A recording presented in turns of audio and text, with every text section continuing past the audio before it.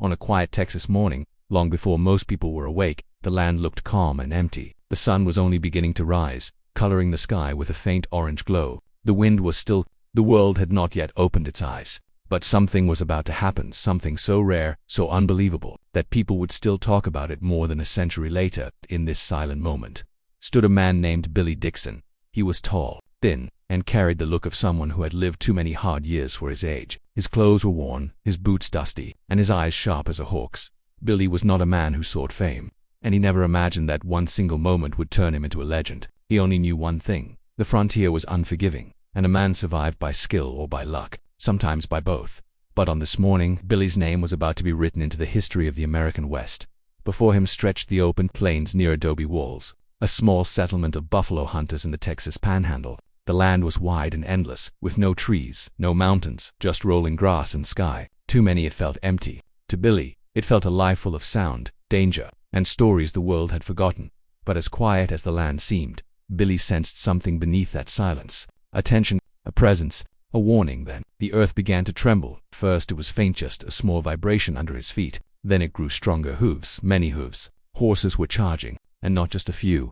Billy knew instantly what it meant. Warriors were coming. A coalition of Native American fighters, Comanche, Kiowa, and others were riding fast toward Adobe walls. Hundreds of them. They had come to push the hunters out, to protect the buffalo herds, and to reclaim land taken from their people. For them, this was a necessary stand. For the hunters, it was a fight for survival. Billy and the others grabbed their rifles. Fear was not allowed. Shock was not allowed. Only focus. Only calm. The attack struck like a storm. War cries filled the air. Horses thundered across the plains. Arrows and bullets cut through the early morning light. The ground shook with the weight of the charge. Adobe walls, a place that had felt safe, suddenly became a battlefield. Inside the settlement, chaos erupted. Men raced to take cover. Rifle shots cracked again and again. Smoke covered the buildings. Dust rose in thick clouds. It felt like the entire world had turned into noise, fury, and fire. And in the middle of it all, Billy Dixon kept his calm. He always had the ability to stay steady when others panicked. Some said he had nerves of iron.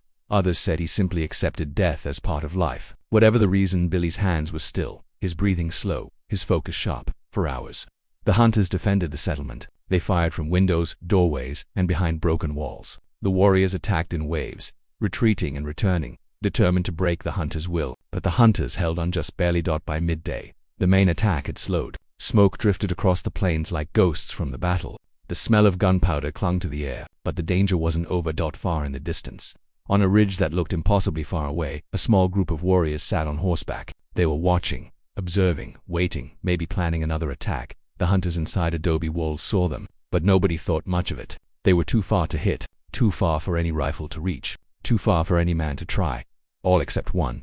Someone turned to Billy and said, half joking, "Dixon, think you can hit one of them?" Billy looked at the ridge. He narrowed his eyes. He measured the distance not in numbers but in instinct, in feeling, the way only a marksman truly understands. He didn't boast. He didn't brag. He just said quietly, "I can try." He picked up a borrowed Sharps .502 90 rifle. It was heavy, powerful, built for buffalo, not long-range targets. But it was the best they had. Billy wiped the dust off the barrel, set the butt against his shoulder, and lay flat on the ground to steady himself. The world around him faded. The noise, the smoke, the fear, all disappeared. There was only the target, a rider on a distant ridge, nearly 1 mile away. A distance no hunter ever tried. A distance no rifle was believed capable of reaching. Billy exhaled slowly. He timed the wind. He adjusted the angle. He understood the weight and drop of the bullet. He understood the earth beneath him. He understood that this was not a normal shot. This was something different, something history would remember. Then, without a single tremble in his hands, Billy Dixon pulled the trigger. The rifle thundered. The recoil hit his shoulder. The smoke rose into the air, and the bullet began its long journey through the hot Texas wind. Seconds passed like minutes. Then, a distant figure fell from his horse. Silence swept across Adobe walls. The hunters stared in disbelief. Even the warriors paused, shocked by what they had seen. Billy Dixon had done the impossible. He stood up, brushed the dust off his clothes, and simply said, "It was just a scratch shot." But everyone knew the truth. That moment changed the course of the battle. That moment changed the legend of the West, and that moment changed Billy Dixon's life forever. Long before Billy Dixon became known for the impossible shot, he was simply a boy trying to survive in a world that gave him nothing. His life did not begin with glory or comfort. It began with loss, loneliness, and the kind of hardship that could break a child, or make him stronger. Billy was born on September 25, 1850, in West Virginia. The place was quiet, rural, and harsh. Most families worked hard just to eat, and children learned early that life did not hand out favors. But Billy's childhood was even harder than most. Death visited his family too early. His mother passed away when he was still young. Not long after, his father also died. Just like that, Billy was left an orphan. He was only 12 years old, far too young to carry such a heavy burden. But the world did not care. With no parents, no home, and no one to guide him, Billy was sent to live with relatives in Missouri. He moved from place to place, staying with different family members who barely had enough for themselves. He slept on hard floors, shared meals when there were extra scraps, and learned never to ask for much. Billy understood something early. If he wanted to survive, he had to depend on himself. The boy who had lost everything refused to pity himself. Instead, he watched, listened, and learned. Every new home taught him something. Every long day of work taught him something more. He learned how to ride, how to hunt small animals, how to care for horses, how to track footprints in the dirt, how to make a fire when the cold crept in, and most importantly, how to shoot. Billy discovered he had a rare gift with a rifle. He could steady his hands in moments when others shook. He could judge distance by instinct. He could feel the wind and know what it would do to a bullet. Even as a teenager, people noticed. Billy sees things others don't. One farmer said, "He's got quiet eyes, careful eyes." Those quiet eyes belonged to a boy who had been forced to grow up too fast, but they also belonged to someone who refused to break under hardship by the time he was 15. Billy was tired of living from hand to hand. He packed what little he owned, a blanket, a knife, and a second-hand rifle, and walked away from the worn-out farms of Missouri. He didn't know where he was going, but he knew one thing: anywhere was better than nowhere. The frontier pulled him like a magnet at that time. The western plains were wild and untamed. Buffalo herds roamed like rolling black clouds across the grasslands. Cowboys, trappers, traders, and soldiers traveled dusty trails that stretched for hundreds of miles. For a young man with no family and no future, the frontier was a place where he could build a life through his own strength. Billy joined wagon trains heading west, offering to work for food. He helped drive cattle. He carried supplies. He chopped wood. He stood guard at night to watch for wolves or thieves. Every job, big or small, added something to him.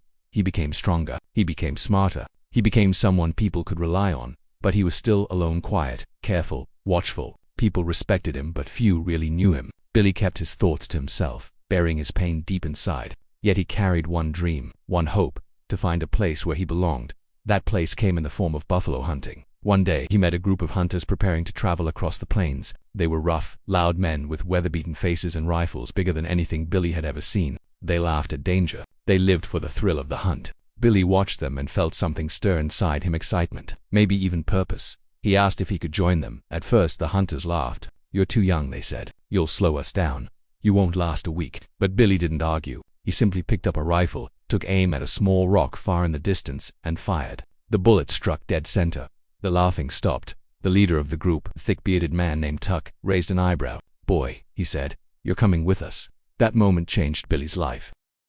For the first time, he had a group, a job, a place to prove himself. The hunters taught him everything: how to track buffalo herds, how to skin hides, how to camp on open ground with only a fire and your instincts to protect you. They taught him when to shoot and when not to. They taught him how to read danger in the sky, the ground, and the silence.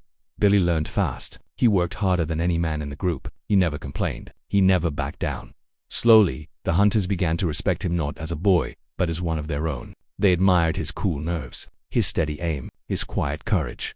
But Billy earned more than skills out on the plains. He earned purpose. He earned identity. He earned the first pieces of the legend he would one day become. Still, deep down, he remained the orphan boy with no home. He carried the scars of his childhood, but instead of letting them break him, he used them as fuel. The frontier was shaping him, hardening him, preparing him for a destiny he couldn't yet imagine. And unbeknownst to him, every long day, every hunt, every cold night under a blanket of stars, was leading him toward the moment when the world would know his name. The Great Plains stretched endlessly in every direction, open, wild, and unforgiving. For many men, this land was frightening. But for Billy Dixon, it felt strangely right. It felt like a place where a man could shape his own future. A place where he could stand tall without anyone asking about his past. By the time Billy reached his late teens, he had already seen more than most grown men. He had worked on ranches, guarded wagons on long trails, and camped under star-filled skies with only the crackle of a small fire to keep him company. But the deeper he traveled into the frontier, the more one thing became clear.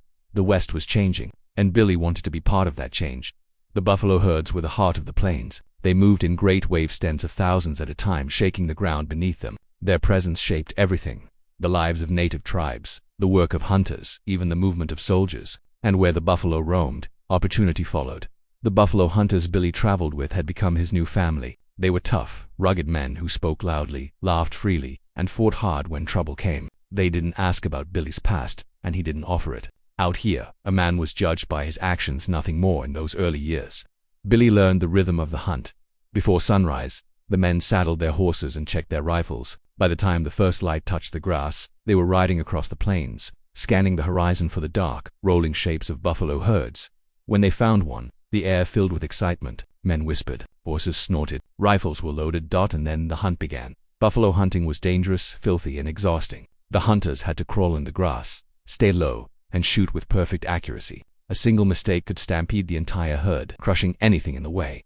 But Billy carried himself with a calmness that surprised even the older hunters. He moved slowly, breathed steadily, and fired only when he was absolutely sure of his shot. His bullets rarely missed. Dixon's got steel in his veins. One hunter said, "He shoots like the rifle is part of his arm." Another added, "Billy didn't brag. He simply did the work." Over time, he took on more responsibility, leading hunting parties, scouting ahead, and keeping watch at night. The men trusted his judgment. He was quiet, but his silence carried weight. He listened more than he spoke, and when he did speak, his words were clear and thoughtful. But the frontier was not just about hunting. It was also about danger. One cold evening, as the hunters set up camp, Billy noticed something others didn't: a set of distant tracks, half covered by dry grass. He followed them carefully until he reached a small hill. From there, he saw smoke spiraling into the sky. It wasn't a campfire. It was signal smoke. Billy hurried back to the men and told them they needed to move. At first, they doubted him. He was still young, after all. But something in his voice convinced them. They packed quickly and rode through the night. By morning, they discovered they had narrowly avoided an ambush. From that day forward, the hunters no longer saw Billy as a boy. They saw him as someone who could see danger before it approached. Someone who understood the land better than most. Someone who was beginning to stand out in a world where few ever did. The more time Billy spent on the frontier, the more he learned to read its signs. He could tell when a storm was coming long before the sky darkened. He could find water where others saw only dry dust. He could follow trails that disappeared to ordinary eyes. But perhaps the most important skill he gained was patience. The plains taught him to wait. Wait for the herd to settle. Wait for the wind to shift. Wait for the right moment to act. Patience became his quiet power, the secret behind the calmness that others admired. Still, life on the frontier wasn't just about skill. It required heart. It required endurance. It required the ability to face loneliness without breaking. Many nights, Billy lay under the open sky, staring at the stars. He wondered what his life would have been if he had grown up with a family. He wondered if he would ever belong anywhere. But those thoughts never lasted long. The next day always brought new challenges, new landscapes, and new reasons to keep moving. One day, while scouting ahead for buffalo, Billy reached a ridge overlooking a vast valley. The wind carried the smell of dust and distant grass. And there, far below, he saw a herd larger than any he had ever seen. Thousands of buffalo moved together, their dark bodies shifting like a living ocean. The sight filled Billy with awe. He felt small, yet incredibly alive. He felt alone, yet somehow complete. That moment captured everything the frontier meant to him: freedom, danger, possibility. It was a reminder that he wasn't meant to stay in one place. He was meant to roam, to learn, to grow. That land was shaping him, molding him into someone the West would eventually depend on. Billy Dixon didn't know it yet, but each mile he traveled was carrying him toward a future where his name would be spoken with respect and wonder. Each hunt was preparing him. Each quiet night under the stars was sharpening him. The frontier was calling, and Billy Dixon was answering, one step, one shot, one sunrise at a time. The year was 1874, and the Texas Panhandle was a land on the edge of change. The days of open buffalo hunting were nearing their end, but the hunters did not know it yet. They still followed the great herds across the plains, setting up temporary camps wherever the hunting looked good. And one of those camps would soon become the stage for a moment that would echo through Western history. That camp was called Adobe Walls. Adobe Walls was not a town, just a cluster of a few wooden buildings, surrounded by nothing but open prairie. A saloon, a blacksmith shop, a couple of small huts. To most people, it looked unimpressive, but for buffalo hunters, it was a place to rest, repair rifles, trade goods, and share stories after long weeks on the plains. Billy Dixon arrived there with a hunting party early in June. The camp buzzed with live horses tied to posts, men cleaning rifles, campfires burning with the smell of coffee drifting through the air. Billy fit right in. He had ridden with these men, eaten beside them, and faced danger with them. They trusted him, and he trusted them. But beneath the noise and the busy movement, something felt uneasy. Billy sensed at first a quiet tension in the air, a feeling that the land was holding its breath. He didn't speak of it at first. He simply watched the horizon every evening. studying the distant ridges as the sun melted into shades of gold and red. Kids might have called it fear, but Billy knew it was something else, instinct. The same instinct that had saved his life many times. The buffalo hunters continued business as usual, laughing, gambling, drinking, arguing, but there was one thing none of them could ignore. The buffalo were disappearing. Some hunters whispered that tribes were gathering to fight back. Others dismissed the rumors, but everyone felt the shift. The plains were no longer quiet. Something was building, something powerful. One night, after a long day of repairing rifles, Billy sat outside the saloon with a few other hunters. The sky above was thick with stars. The men smoked their pipes, talking about the next day's hunting plans. When a trapper named Hanrahan spoke, "You boys hear the stories?" he asked, his voice low. "They say the tribes are gathering." The others chuckled, thinking he was exaggerating, but Billy's eyes stayed still, fixed on the darkness beyond the camp. "What tribes?" someone asked. "Cheyenne, Comanche, Kiowa," Hanrahan said. All of them laughter faded. The men shifted uncomfortably. Someone else said, "Why would they come here?" Billy finally spoke. "They're angry. The buffalo are their life. Their food, their homes, their teachings. Hunting this many, it's not something they will ignore." No one disagreed, but no one wanted to say the word everyone feared: war. The days passed quietly, almost too quietly. Billy continued his scouting, but found fewer buffalo than before. The land felt empty, as if the herds had fled from something they sensed long before men did. Then, strange signs began to appear. Hoofprints that didn't belong to buffalo. Tracks that came close to the camp but disappeared suddenly. Distant smoke signals rising on the horizon. And shadows of riders watching from far ridges. Billy reported what he saw, but there was little the hunters could do. There were too many of them in Adobe walls to simply pack up and leave. So they stayed, sharpening knives, stocking ammunition, and pretending everything was normal. Still, deep inside, Billy felt the storm coming. On the night before the attack, Billy couldn't sleep. None of the hunters knew why, but they tossed in their beds, waking again and again. Horses stamped nervously. Dogs growled at the darkness. Even the wind seemed afraid to blow. Billy got up long before sunrise. The sky was still pitch black, except for a thin glow on the eastern horizon. He walked outside, feeling the cold earth under his boots. The buildings around him were silent. The men inside were unaware of what was about to happen then. As Billy stood listening to the faint sounds of the night, he heard something new, a sound so small, so distant, that only a man with Billy's training would notice. A faint rumble. Soft, steady, growing. He froze. His breathing slowed. His eyes scanned the darkness. He knew that sound. He had heard it many times on the plains. It was the sound of hooves, many hooves. A minute later, the rumble grew louder, deeper, heavier. It rolled across the land like thunder horses, dozens of them. No, hundreds. Billy's heart tightened. He rushed to the nearest building and kicked the door.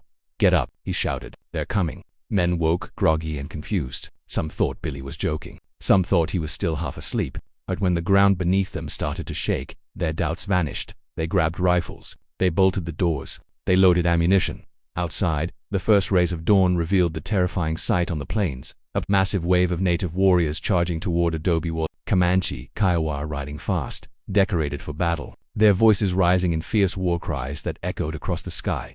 The hunters stumbled into defensive positions, barely awake but ready because they had no other choice. The attack struck like lightning. Arrows sliced through the air. Horses thundered toward the walls. Rifle shots exploded in every direction. Men shouted. Dust rose in thick clouds. The small camp that had been quiet just minutes before erupted into chaos.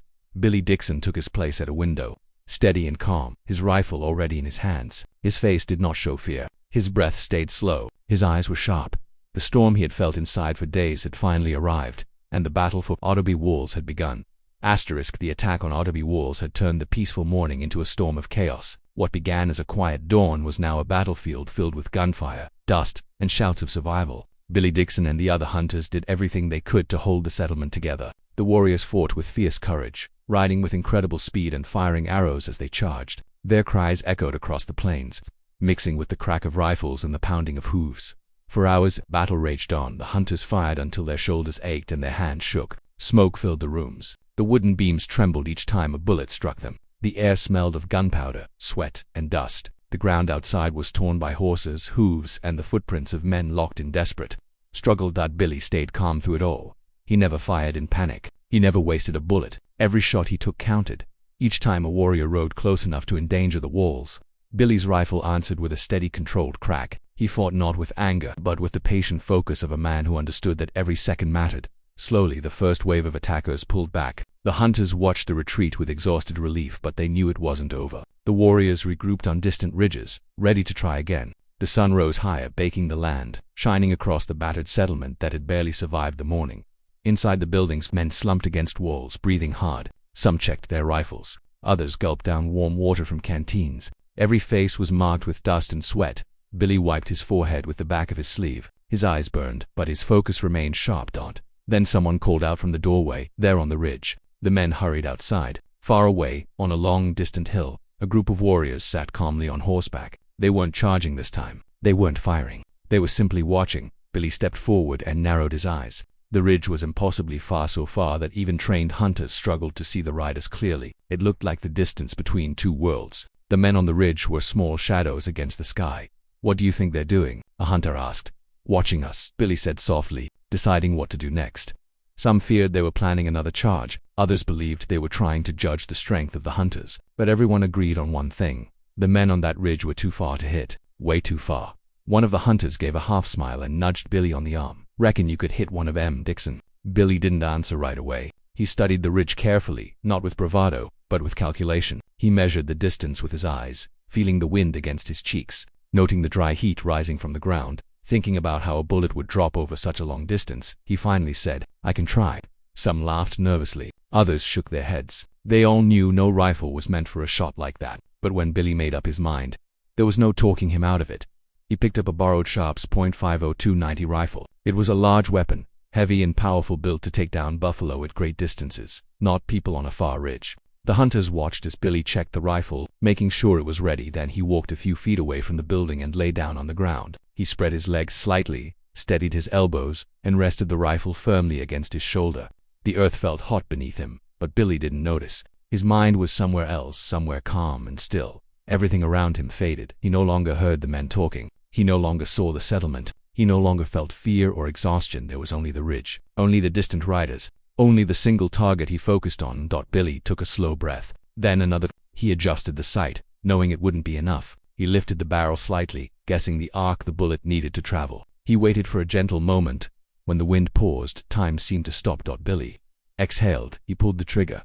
The rifle exploded with a powerful crack, filling the air with smoke. The recoil slammed into his shoulder, but Billy barely noticed. His eyes stayed fixed on the distant ridge. Seconds passed. Long, heavy seconds. Then, a tiny black dot on the ridge shifted. One of the warriors fell from his horse. The hunters gasped. Some shouted. Some stared in disbelief. One man whispered, "Lord above, he hit him." Even the warriors on the ridge seemed stunned. They turned their horses and rode away, disappearing behind the hill. Billy slowly sat up. Someone rushed to him, grabbing his arm. "Dixon, you did it." Billy shrugged slightly, almost embarrassed. "Just a lucky shot," he said quietly. But everyone knew it was more than luck. It was a shot that should have been impossible. 1,538 yards, almost 1 full mile. A shot that no one else dared to try. A shot that broke the spirit of the attackers and ended the battle. From that moment on, the story began to spread. From one hunter to another, from camp to camp, from town to town, people whispered. A man out in the Texas Panhandle hit a rider from nearly a mile away. A man named Billy Dixon. The legend was born. But Billy himself didn't celebrate. He simply cleaned the rifle, reset his hat, and prepared for whatever came next. Because in his mind, the battle wasn't about glory. It was about survival still. The impossible shot had changed everything. And Billy Dixon's name would never be forgotten again. Asterisk after the battle at Adobe walls, Billy Dixon's life changed, even if he didn't want it to. Men he had never met came to shake his hand, ask him questions, and stare at him like he was some kind of myth. Stories of the impossible shot spread far and wide, traveling from camp to camp like wildfire on the winds of the plains. But Billy never acted like a hero. He didn't seek praise. He didn't boast. If someone asked about the shot, he usually shrugged and said, "Just a scratch shot." But the truth was clear. His skills were rare, and the U.S. Army took notice. Later that summer, Billy joined the Army as a civilian scout. Scouts were not soldiers, but their role was even more dangerous. They rode ahead of troops, searched for signs of enemy movement, and warned of danger long before the soldiers saw it themselves. It was work that demanded courage, sharp eyesight, and strong instincts. Billy had all three. In early September of 1874, Billy and a small group of scouts traveled through the Texas Panhandle to gather information about native war parties. The Red River War campaign between the U.S. Army and several native tribes was underway. The land was tense, silent, and filled with danger. One morning, while riding with 5 other men including a civilian teamster named Amos Chapman, the scouts encountered a small herd of buffalo. The men decided to hunt quickly for fresh meat, but as they approached a low valley, Billy felt something wrong. The air felt too still. The land was too quiet. Then he saw them. A line of warriors appeared over a rise. Comanche and Kiowa fighters, more than he could count at that moment. They were painted for war, riding fast, and closing in rapidly. "Riders," Billy shouted before the scouts could react. The warriors opened fire. Bullets and arrows struck the ground around them. The horses panicked. Some men were thrown off. Others clung tightly as they tried to escape. Billy's horse was hit. It fell hard, throwing him into the dirt. Pain shot through his side, but he forced himself up and crawled behind a small patch of grass. The air buzzed with gunfire. Dust flew everywhere. Chapman was hit 2 shots in the knee. He collapsed, unable to move. The scouts were trapped. There were only 6 of them. Against dozens of warriors, the men knew they could not outrun the attack. They needed cover, and fast. About 100 yards away lay a shallow depression in the earth known as a buffalo wallow. It was a natural hole formed by buffalo rolling in the dirt to cool themselves. The wallow was small, barely enough to hide more than a few men, but it was the only protection they could reach. Billy shouted to the others to the wallow. "Move." The men ran, carrying the wounded as bullets screamed past them. Every second felt stolen. Every step felt like a gamble. Somehow, they reached the wallow, dragging Chapman and another wounded man into the shallow pit. As soon as they dropped inside, the warriors encircled them. From above, the wallow looked like a small crater. Inside, the men lay flat, pressing themselves into the dirt. They widened the edges with their hands, scraping the earth with frantic speed, building a small protective ridge as arrows and bullets rained down on them. Billy lifted his head just enough to see. The warriors rode in circles, firing constantly. They shouted war cries that echoed through the valley. They wanted to finish the scouts quickly. Billy knew they wouldn't last long unless they fought back.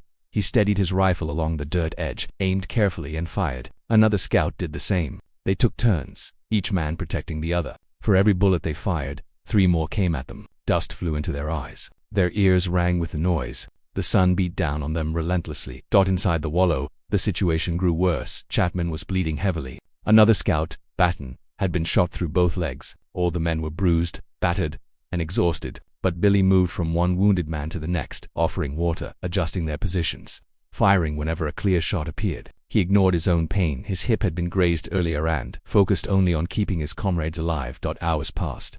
The battle did not stop. At one point, a bullet shattered Chapman's rifle. Billy crawled across the wallow under fire, risking his life to bring Chapman another weapon. Chapman later said that Billy's bravery kept him alive.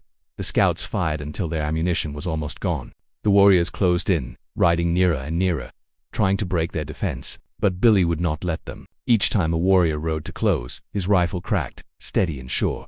His calmness kept the others from falling apart. His bravery kept them focused. His courage kept them alive. As the sun reached its highest point, the warriors began to fall back. Their losses had mounted. The scouts had wounded too many, and the determination inside that tiny wallow had proven stronger than they expected. Finally, as afternoon arrived, a distant column of soldiers appeared. U.S. troops moving across the plains. The warriors saw them and withdrew completely, vanishing into the distance like shadows fading into the sun. The battle was over when the soldiers reached the wallow. They were stunned by what they saw. 6 exhausted, wounded men who had held off a far larger force by sheer determination and courage. Billy Dixon's leadership had saved them for this bravery. Billy and Amos Chapman were awarded the Medal of Honor, one of the few times in American history that civilians received the military's highest decoration. Billy never bragged about it. He never called himself a hero. He never told the story to impress. He simply said, "We just did what we had to do." But history remembered, and the name Billy Dixon grew even larger. After the battles, after the danger, and after the endless noise of war and gunfire, Billy Dixon stepped into a new chapter of his life, one quieter, slower, and very different from the violent world he had survived. The frontier was still dangerous, still wild, still unsettled, but Billy had earned something he never had before, a chance to breathe. The Red River War ended. The buffalo herds were disappearing. The open plains no longer echoed with the thunder of thousands of animals. The frontier that had shaped Billy, taught him, hardened him, challenged him, was changing forever. And Billy knew it was time for him to change to asterisk.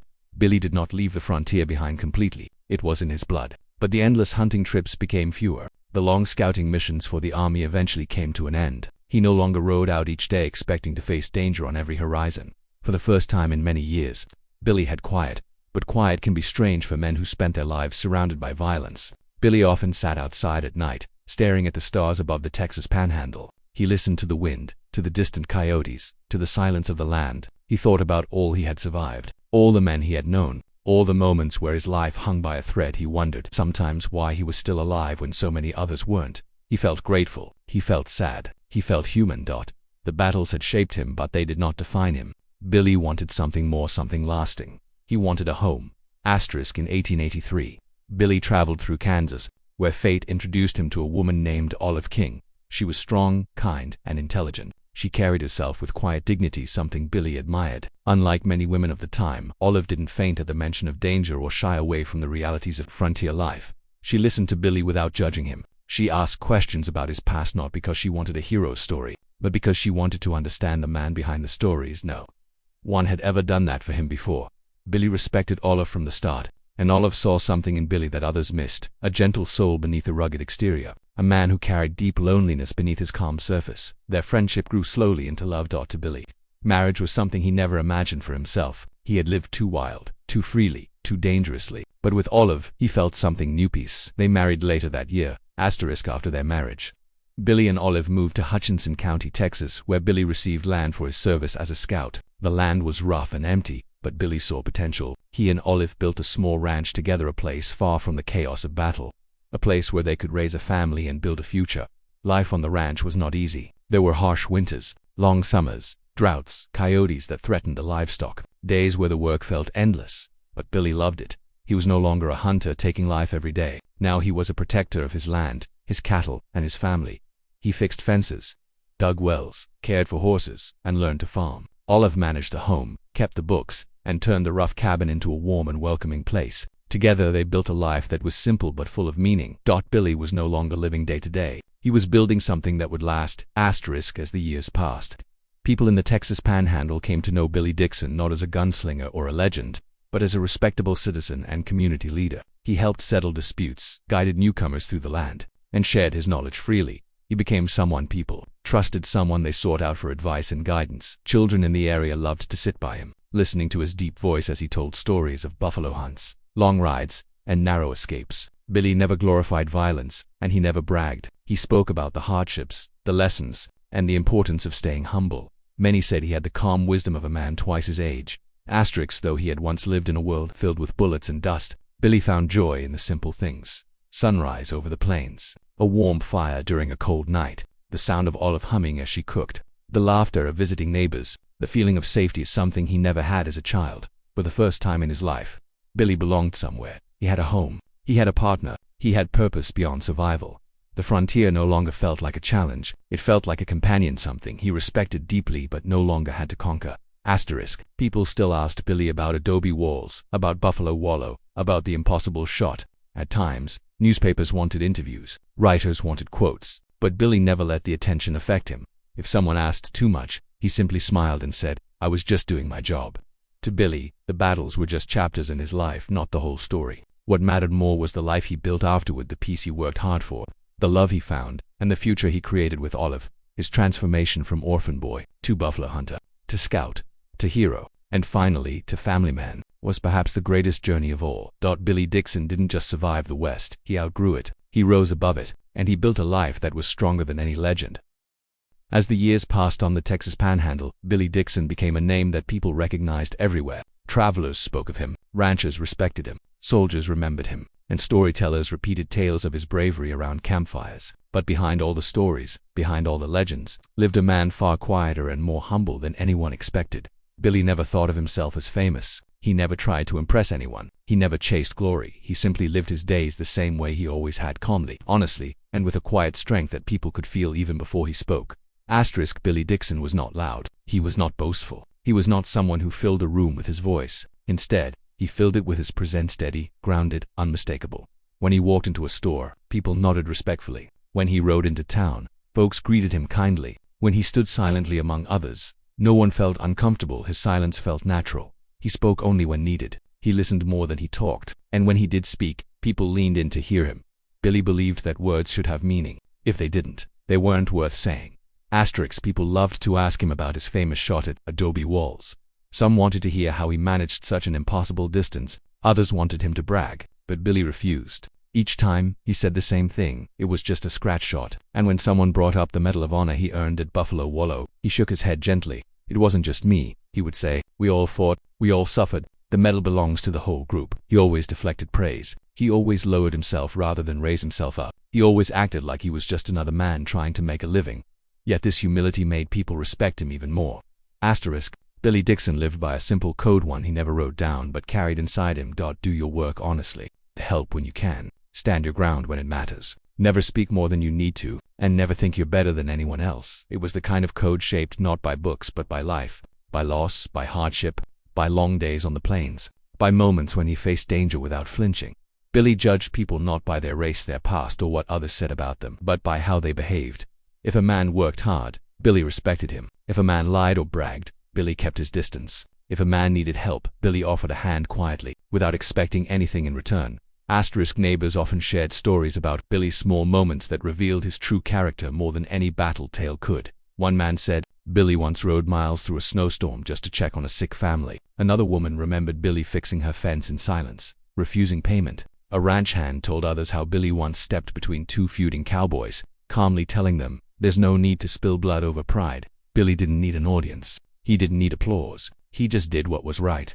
Over time, people in the area came to trust him deeply. They knew he would never cheat them, never betray them, never judge them unfairly. He became a steady figure in the community, someone who made the Panhandle feel safer just by being there. Although Billy was not a talkative man, he did enjoy telling a good story, especially to children or travelers who had never experienced the frontier. He would sit by the fire, pipe in hand, and share tales of buffalo hunts, cold nights on the plains, or narrow escapes from danger. But he never exaggerated. He never added wild details. He told the truth, simple, honest, and real, and that truth was often more exciting than any fiction. His voice was deep, calm, and steady. Even when he spoke about battles, he didn't glamorize them. He talked about fear, exhaustion, and the heavy weight of responsibility that came with survival. Bravery was not about glory. It was about staying calm when others panicked. It was about doing what needed to be done. It was about protecting others. Children listened wide-eyed. Adults nodded with respect, and every person who heard him walked away knowing they had met someone rare. Even with all his strength, people could sense something gentle in Billy Ann. Empathy shaped by personal loss. He understood suffering. He understood loneliness. He had lived through years of hardship as a boy with no home, no parents, and no certainty about tomorrow. But instead of letting that past make him bitter, he let it make him understanding. If a neighbor lost a loved one, Billy was the first to visit. If a traveler came hungry, Billy shared food. If a young man felt lost, Billy offered advice without judgment. He didn't speak about his own pain, but it guided his kindness like a quiet lantern glowing in the dark. Despite everything he had done, despite his unbelievable shot, his rescue efforts, his Medal of Honor, Billy Dixon never acted like a hero. He believed heroes were men who worked hard for their families, men who faced life with honesty, men who kept their word.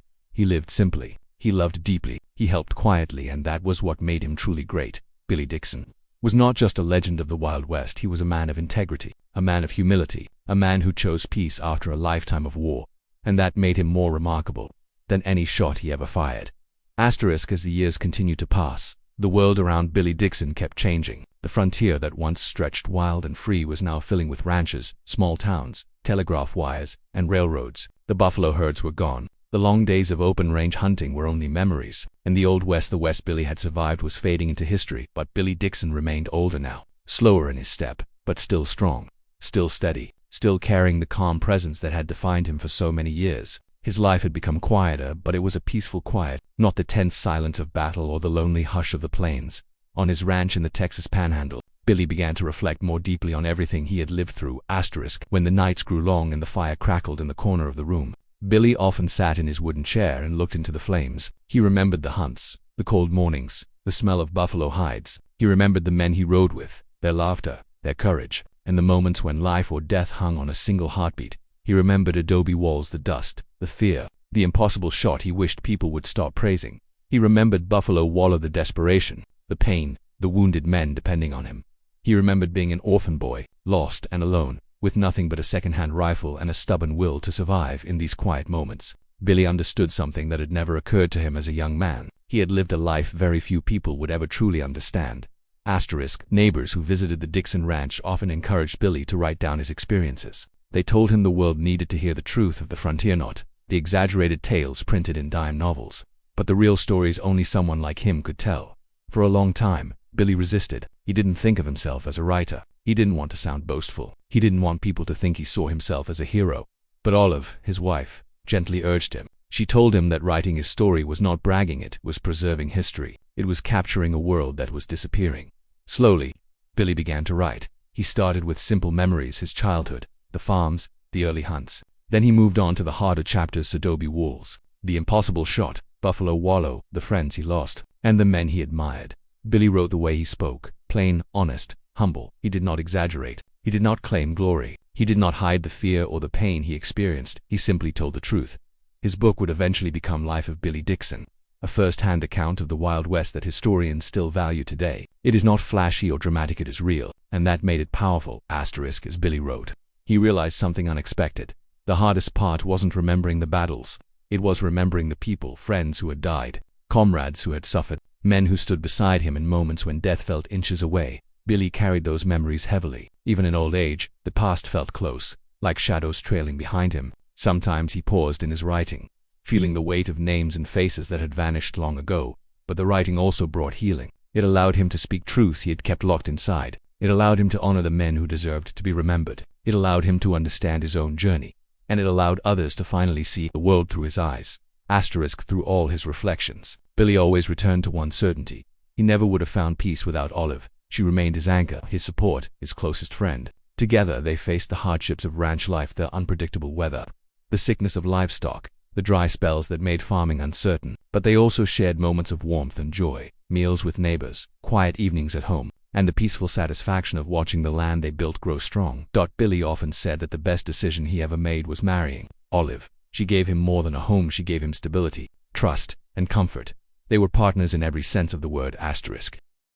As Billy moved into his 60s, his body began to feel the cost of years spent riding, hunting, and fighting. Old injuries ached during cold mornings. His step was slower, his voice quieter, but his eyes, those sharp, steady eyes, remained as observant as ever. Young ranch hands still came to him for advice. Travelers still visited for stories. Children still listened in awe as he described the old days. But Billy no longer rode across the plains. He no longer fired rifles. He no longer chased storms. He had done enough. Now he lived a different kind of strength, the strength of wisdom, patience, and acceptance. On March 9, 1913, Billy Dixon passed away at the age of 62. The world he left behind was very different from the one he had entered. The Wild West was gone. The buffalo were gone. The open frontier was gone. But Billy's legacy remained. News of his passing spread across Texas and beyond. People who had never met him felt the loss. Ranchers, soldiers, hunters, and historians all recognized that a true symbol of the frontier had passed. He was buried with respect and remembered with love by those who knew him. Billy Dixon's life was more than a story of battles and survival. It was a story of endurance, a story of transformation, a story of a boy who had nothing, who became a man the West would never forget. In his final years, Billy no longer carried a rifle. He carried memories. He carried wisdom. He carried peace. And that is how his story lives on. When Billy Dixon died in 1913, the world quietly turned another page in history. But something unusual happened in the years that followed. His story did not fade away. Instead, it grew stronger. His name continued to be spoken in ranch houses, military camps, books, and stories told beside warm campfires. In a time when legends were often exaggerated and myths overshadowed truth, Billy Dixon stood out because his story didn't need exaggeration. His life was remarkable exactly as it happened: simple, honest, brave, and unforgettable. The West had changed forever, but the memory of Billy Dixon remained alive. People who lived through the frontier era often said that the West produced two kinds of men: those who sought trouble and those who survived trouble.